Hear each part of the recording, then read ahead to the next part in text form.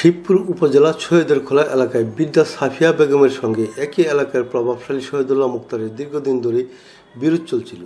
উক্ত বিরোধকে কেন্দ্র করে গত 22 জুন দুপুরে শহীদুল্লাহ মুক্তার তার দলবল নিয়ে মিথ্যা মাদকের তকমা দিয়ে মব সৃষ্টি করে বিদ্যার বাড়িতে হামলা চালায়। এর সময় বাড়িঘর ভাঙচুর সহ লুটপাট করে প্রায় অর্ধ কোটি টাকার মালামাল নিয়ে যাওয়ার অভিযোগ উঠেছে। হামলায় বিদ্যা সাফিয়া বেগমের হাত ভেঙে যায়। এছাড়া তার মেয়ে সুমনা ও নবম শ্রেণীর ছাত্র নাতি আহত হয়। পুলিশ আহতদের উদ্ধার করলেও থানা পুলিশ মামলা গ্রহণ না করায় বিদ্যাবাদী হয়ে বিজ্ঞ আদালতে শিবপুর সিআর মামলা দায়ের করেন। আদালত আসামিদের বিরুদ্ধে ওয়ারেন্ট ইস্যু করেন। প্রধান আসামি শহীদুল্লাহ মুক্তারকে গ্রেপ্তার করলে তার পক্ষের লোকজন রাতে থানায় এসে তাকে ছিনিয়ে নেওয়ার চেষ্টা করে। পুলিশ লাঠিচার্জ করে পরিস্থিতি নিয়ন্ত্রণে আনলেও হামলাকারীদের বিরুদ্ধে কোনো ব্যবস্থা গ্রহণ না করায় বিদ্যা সাফিয়া বেগম আসামিদের ভয়ে বাড়ি ফিরতে পারছেন না, যার ফলে পরিবার পরিজন নিয়ে অন্যত্র বসবাস করছেন। আমার এলাকার বাসীরা আমারে গ্রামের মিথ্যা অপবাদে আমার বাড়িঘর ভাঙচুর কইরা আমার কাছে সাদা চায়, সাদার উপলক্ষে আমারে ষড়যন্ত্র কইরা আমারে মাদবের হুমকি দিয়ে মাদবের কথা আলোচনা কইরা তারা আমার বাড়িতে মারা দূরি কইরা, এই যে আমার কাছে সব ভিডিও আছে, আর মারা দূরি করে আমার বাড়িতে বার করে দিছে। আমি এখন অন্য জায়গায় ভাড়া থাই, আমার বাড়িতে আমার জায়গা দেয় না। এখনো তারা এখনো লাইভে বিভিন্ন ধরনের কথা ছাড়ে, কিন্তু আমরা এইগুলি কিছুই করি না। আমরা হেরে পরে আমরা থানা মামলা দিলাম। মামলা দেওয়া ম্যাজিস্ট্রেট এই সব কিছু আমার দেখিয়া দুঃখ দেখিয়া আপনার আত্রা ভেঙে লেগেছে। এইগুলো দেখিয়া আমার আট ভাঙ্গের সময় আমার দুইটা নাতি আছে, আমার দুইটা নাতির নিয়ে আটকাইয়া হেরা ঘরের ভিতরে পিস্তল ধরে রাখছে। সাংবাদিকদের 2 স্ট্যাম্প দিছে, 300 স্ট্যাম্প দিছে। স্ট্যাম্পের মধ্যে আমরা লিখিত দিতাম আমার বাড়ি ঘরে মনে হয়েছিল ভাঙছে না। এরপরে কইতাম যে আমরা মাদক বেশি, আমরা বাইরে হইতেছে মাথায় মতো বাইরে হইতেছে, আমরা মাদক বেশি আমরা কইতাম। আর 2 নাতিরে মাইলে হইতেছে আমরা এটা কইতাম বলে। এবার আমার হাত ভেঙে লেগেছে শুক্রবারে এবার গিয়ে আমার হাতের ডেন্টিস্টে তারা টাইনা হেরসায় খোয়াইয়া আমার মারাধরি করছে। মাইরা রাখছে না, একটা কাপড়ের সিডে আছিল না, চাদর দাফার আমি বাইতে আনছি, আমার এই মারাধরি করে মার করে দিছে। আমি কুড়ে আমি মামলা করছি ওরে ম্যাজিস্ট্রেটের দেখাইছি, ওরা লগে লগে ওরেন দিয়ে দিছে। পরে কুড়ে তুই গিয়া পরে গিয়া থানাতে পুলিশ গিয়ে দৌড়ে আনছে পরে হ্যাঁ থানার মধ্যে গিয়ে হামলা দিছে। পরে থানাতে কইছে যে মাদবের আসামি আনছি, এর লেগে মাদবের তারা তো আঙ্গরে থানাতে হামলা দিতেছে। পরে হ্যাঁ আনতে আইসে পরে কোর্টেতে গিয়ে আবার তো হ্যাঁ দাবি নিছে। এমনও হ্যাঁ লাইভে আঙ্গরে এইসব কথাগুলো আমরা কইতেছে। বিচার চাই আমরা, আঙ্গর হুমকি দেয় আঙ্গরে গেলে মাইরে লাইব, কাইটে জেল কাটবো, আমার বাড়িতে আগুন লাগাই দিব, আমার বাড়ি বেকুদা ভেঙে লাইব। বিভিন্ন সময় চাঁদা চাওয়া হয়, আর আমি এখানে অস্থায়ী বিদায় অনেক হ্যারাসমেন্টের শিকার হই। যেহেতু একটা মেয়ে মানুষ, সমাজে অনেক হ্যারাসমেন্টের, অনেক লোভ লালসা, অনেক ধরনের অনেক শিকার হই। আর চাঁদা চাওয়াতে না দেওয়াতে মনে করেন এরকমই হ্যারাসমেন্টের শিকার। লাস্ট পর্যায়ে ওরা আমার বাসায় এসে গত 26 তারিখ সোমবার আমার হাত থেকে একটা ফোন আসিল, ফোনটা ছিনাই নিয়ে যায়। তখন আমি ফোনের জন্য থানায় অভিযোগ করি। বিকালবেলা আমার আম্মারে হাত ভাঙে। পরের দিন আমি হাতের ব্যান্ডেজ করাই। পরে হুমকি দিচ্ছে আমার মাদকের মামলায় ফাঁসাই দিব যদি আমি আইনে যাই। আমি পরে সার্কেল এসপির কাছে অভিযোগ দিলাম। পরে উনি বলছে আপনি নিশ্চিন্তায় থাকেন, আমরা এটা দেখতেছি। তো শুক্রবার দিন সকালে ওরা আগেই প্ল্যানিং করছে এটা করবো, কইরা আমার দুপুরে 2টার দিকে আমার বাড়িতে অ্যাটাক করে। আমার 3টা দরজা ভাঙ্গা আমার ছেলে মা আমাকে সবাই অনেক মারামারি করছে। মারামারি করে একটা খালি স্ট্যাম্প নিচ্ছে, যে স্ট্যাম্পে লিখিত দিতাম আমরা এরকমই ছিলাম। আমার বাড়িঘর ভাঙ্গা ছিল, এরা কোনো কিছু করে নাই। তো এর মধ্যে আমি পুলিশের সহযোগিতা চাওয়ার পরে থানা থেকে পুলিশ এসে আমার উদ্ধার করে নিয়ে যায়। কোনো প্রমাণ ওরা দেখাইতে পারে তাইলে আমি বলবো যে আইন সবার জন্য আমার বিচার হোক। আর আমি যে প্রমাণগুলি সাবমিট করছি কোর্টে, আমি কোর্টের কাছে চাইবো যে সঠিক তদন্ত হয়ে বিচার। আমার মারধর করছে শহীদুল্লাহর বউ, শহীদুল্লাহর বাইস্তা, তার চাচাতো ভাইয়ের ছেলের বউরা, তারপরে মিলনের ছেলে আছে আবু বকর, তারা। পলাশ সেখান থেকে উচ্চ বিদ্যালয়ে 9ম শ্রেণীর ছাত্র।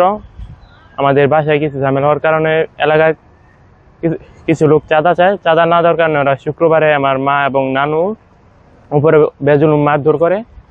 পরে ওরা বাড়ি থেকে আমাদেরকে বার করে দেয়, যার কারণে এখন আমার স্কুলে যেতে পারতেছি না। আমার বই খাতা সব ছিঁড়ে ফেলাই দিছে। আমার স্কুলে যাওয়ার লাগে হুমকি দেয়, কয় আমার স্কুলে গেলে আমার মাইরে ফেলাই দিব। তারপর আমার ছোট ভাইয়ের পিস্তল ধরে রেখে বন্দুক ধরে হারা বলছে জবানবন্দি দিতে হারাঙ্গর কিছু করে নাই, আমরা বাড়ি ঘরে এরকমই ছিল এবং আমরা মাদক ব্যবসা করি, এইসব বলার লাগে আমাদেরকে বাধ্য করছে। তারপরে কোর্টে মামলা দায়ের করার পরে একজনকে ধরে নেওয়ার পর ওরা এরা থানা ভাঙচুরের জন্য গেছে, পুলিশের উপর হামলা করছে। প্রতিপক্ষ শহীদুল্লাহ মুক্তার হামলার ঘটনার স্বীকার করলেও মামলার বাদী ও তার স্বজনদের বিরুদ্ধে মাদক ব্যবসার অভিযোগ করেন, তবে তিনি এর কোনো প্রমাণ দেখাতে পারেননি। তিনি বলেন তাকে থানা থেকে ছাড়িয়ে নেওয়ার জন্য লোকজন থানায় গেলে তিনি নিজেই তাদের শান্ত করেন এবং হামলা না করতে বাধা দেন। পরে পুলিশ সকালে তাকে আদালতে পাঠালে বিচারক জামিন দিলে তিনি বাড়ি ফিরে আসেন। আমার ওই যে আমরা মাদকের বিরুদ্ধে যে আন্দোলন করছি ওই করার পরে তার আগে মামলা করছে, মামলা করার পরে আমরা জানি না কোনো করি না কোনো, আমরা জানি যে মামলা করলে তদন্ত আসবে, তদন্ত আসলে এলাকাতে যে রিপোর্ট যা হবে যদি আমরা অপরাধী হই তাহলে আমাদের বিরুদ্ধে অ্যাকশন নিব, আর যদি আমরা ভালো হয়ে থাকি তাহলে আমাদের যেটা হয় তা হবে।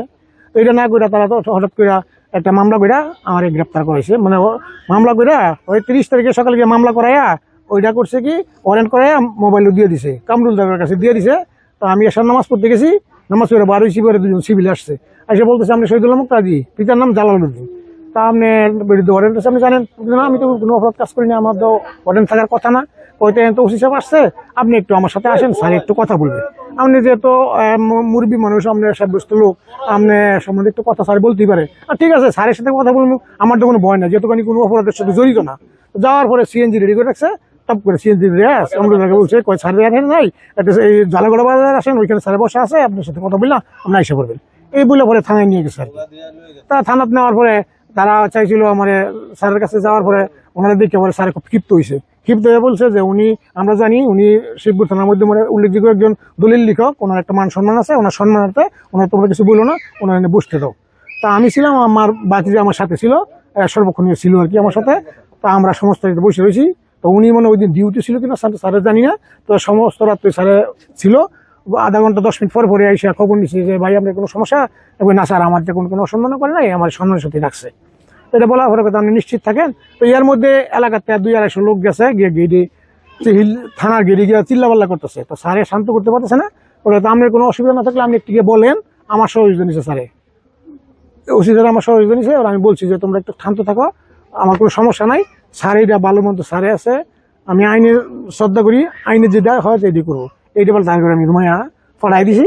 তারপরে উনি বলছে যে আপনি বেশ ভালো কাজ করছেন, আপনি 8টার মধ্যে আমরা ওইখানে পড়াই দিছি, যেহেতু আমরা আইনের কাজ করতে হবো, যেহেতু আপনার বিরুদ্ধে ওয়ারেন্টেড আছে, আমরা দিলে বলবো যে আমরা টাকা খাই আমরা দিয়ে দিছি, এটা যদি না হয় আপনি একটু থাকেন, সকালে আমরা শ্বশুরবাড়িতে পৌঁছে দেবো। পরে আমরা অন্য আসামির সাথে পৌঁছাইছে না, আমার একটা তাগর গাড়ি দেয়, তাগর সাথে বসাইয়া হ্যান্ডকাপও পড়াই নাই, বসাই নিয়ে পরে ওই নরসিংদীনে রাখছে আর কি, ওই বড় একটা রুমের মধ্যে নিয়ে ওইখানে হ্যান্ডকাপ পড়াইছে না, আমার একটা আরামসে বসাই গেছে, একটা ফ্যান ছেড়ে দিয়েছে। আমি ওইখানে সকাল 10টায় গেছি, 5টা পর্যন্ত ওইখানে বসে দিয়েছি, এর মধ্যে খাবার দাবার তারাই দিছি।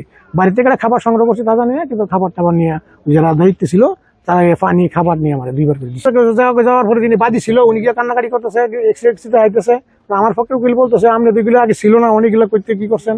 পরে আমার অ্যাডভোকেটের পরে ভিডিও সিডিও দেওয়া হয়েছে যে আগে তার কাছে যেগুলো করে গেছে এগুলো দেখাইছে, পরে তৎক্ষণাৎ বলছে যে আপনি ভালো মানুষ, আপনি জামিন মঞ্জুর করা হইলো। জামিন মঞ্জুর করার পরে আমার এলাকার লোকজন ছিল, প্রায় 200-250 লোক থানায় ছিল, যারা করা তারা পরে মানে আমাকে কালকে বাসায় নিয়ে আসছে আর কি। দাবি মাদক সংক্রান্ত অভিযোগটি মিথ্যা, মব সৃষ্টি করে বিদ্যার বাড়িঘর ভাঙচুর করা হয়েছে, বিদ্যাসহ স্বজনদের আহত অবস্থায় উদ্ধার করা হয়েছে। ঘটনাটি তদন্তাধীন রয়েছে। এছাড়া তাদের বিরুদ্ধে পূর্বে থানায় কোনো মামলা বা মাদক সংশ্লিষ্টতা প্রমাণ পাওয়া যায়নি। আর আসামি পক্ষের লোকজন থানায় আসলেও থানার কোনো ক্ষতিগ্রস্ত না হয় তাদেরকে সতর্ক করে ছেড়ে দেওয়া হয়েছে বলে দাবি এই কর্মকর্তার।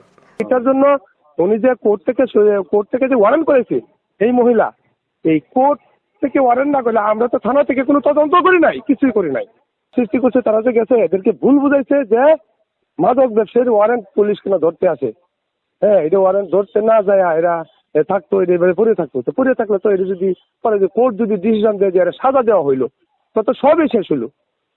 এই মেয়েটার কাছে তারা কোনো রিকভারি ওই দিন পাইছিল না, কোনো রিকভারি নাই, কিছু নাই। তো তার ঘরে গিয়া তারা তছনছ করছে, সমস্ত কিছু ভাঙচুর করছে, তারপরে যে সকল মালামাল নাই হয়ে গেছে গা।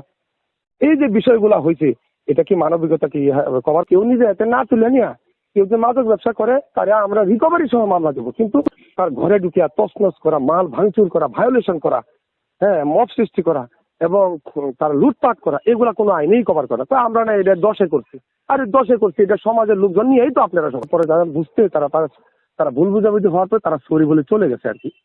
জনসাধারণ ভুল বুঝতেই পারে। হ্যাঁ, এটার জন্য আমরা কখনো মানুষকে চাই না যে কারো ক্ষতি হোক, আমরা চাই সবাই আইনের প্রতি শ্রদ্ধাশীল হোক। হ্যাঁ, এবং আপনাদেরকে ভালো তথ্য দিয়ে ভুল তথ্য না যে আপনাদের কি তারা যখন পরবর্তীতে সরি বলছে চলে গেছে, সেজন্য আমরা সতর্ক করছি তাদেরকে যে ভবিষ্যতে কখনো বিজ্ঞ আদালতের আদেশ তামিল করলে কেউ যেন এভাবে মত সৃষ্টি করে তারা যেন ভুল বুঝাবুঝির কারণে সৃষ্টি না করতে পারে। তো তারা সবাই বলছে যে না, এরকম আর হবে না। না, আগে পরে কোনো মামলাও নাই, কোনো রিকভারিও নাই, আগে পরে কোনো মামলাও নাই, রিকভারিও নাই। বর্তমানে প্রভাবশালী আসামিদের বয়ে ভুক্তভোগী পরিবার এলাকা ছেড়ে অন্যত্র বসবাস করছেন। তারা যে কোনো সময় প্রাণনাশের আশঙ্কা করছেন। তবে মব সৃষ্টিকারীদের বিরুদ্ধে বিচার হবে এমনটি প্রত্যাশা এলাকাবাসী।